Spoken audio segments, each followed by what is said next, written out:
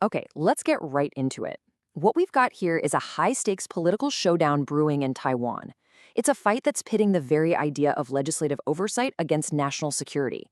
And right at the center of it all, a defense budget so massive it's hard to wrap your head around. And right now, it's completely stalled. So just how big are we talking? The number you need to know is 1.25 trillion new Taiwan dollars. And look, this isn't just another line item in the annual budget. This is a special fund, basically a war chest, that the government wants to use to fundamentally reshape Taiwan's entire defense strategy for years to come. So what's all this money actually for? Well, the official term is for defense, resilience, and asymmetric capabilities. I know, that's a lot of military jargon. But think of it this way. Instead of trying to match a much larger enemy ship for ship or tank for tank, you get smarter. You invest in things like advanced submarines or huge fleets of drones, assets that give you a strategic, outsized advantage. But here's the crucial part. That entire plan, all of it, is frozen, locked up tight in the legislature. And that really brings us to the core question here, doesn't it? Is this just a legitimate squabble over budgets and constitutional rules? Or is this a political game that's putting the entire nation's future on the line? To figure out why this is happening, you really have to understand both sides of this very heated argument. All right, so let's start by looking at this from the opposition's point of view, the blue-white coalition. From their perspective, what they're doing isn't obstruction at all. It's necessary constitutional oversight. Their official reasoning has a few key parts. First off, it's about constitutional process. They're insisting that the president needs to come to the legislature and answer questions directly to justify this kind of spending. That leads right into their second point. Fiscal discipline. They're asking, hey, can we really afford this much debt? And is this going to take money away from things like healthcare and education? They're also worried about getting what they pay for, pointing to delays in some U.S. arms deliveries. And finally, they wrap all this up in a bigger strategic argument. They're saying, sure, prepare for war, but we also have to invest in peaceful dialogue so we don't turn into a powder keg.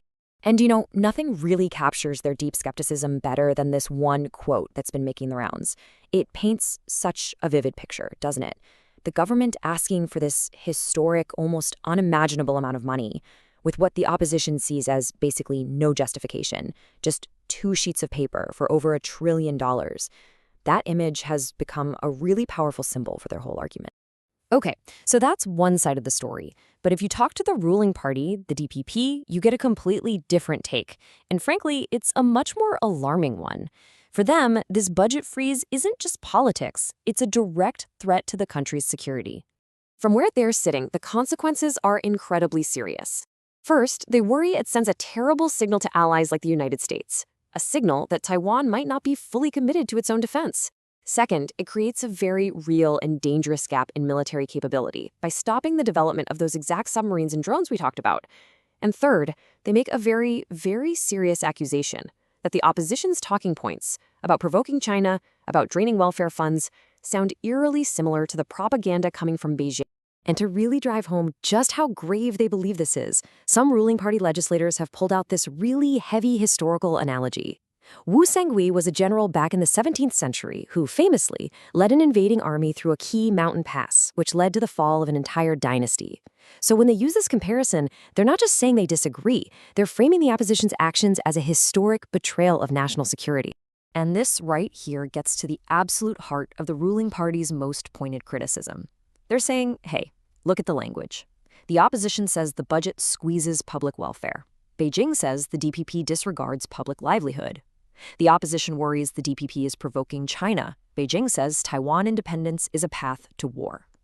The ruling party is essentially pointing to this and saying, see, whether it's intentional or not, the rhetoric is aligning, and they find that deeply worrying. So we have these two completely opposite public positions.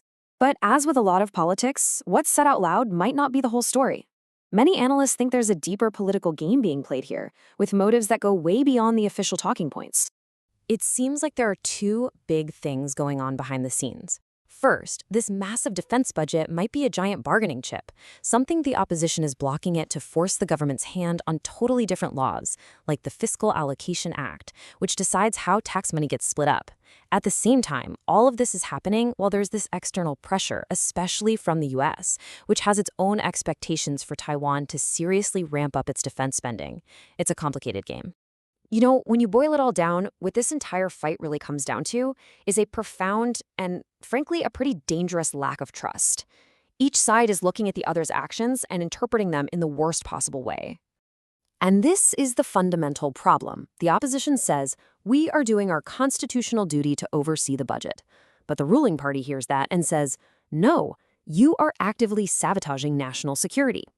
They are looking at the exact same set of facts, the exact same action, and seeing two completely different and totally incompatible realities.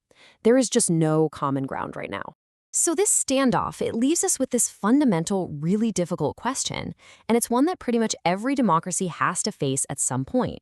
Where exactly do you draw the line between legitimate, necessary political oversight and creating a national risk that is simply unacceptable? There are no easy answers here.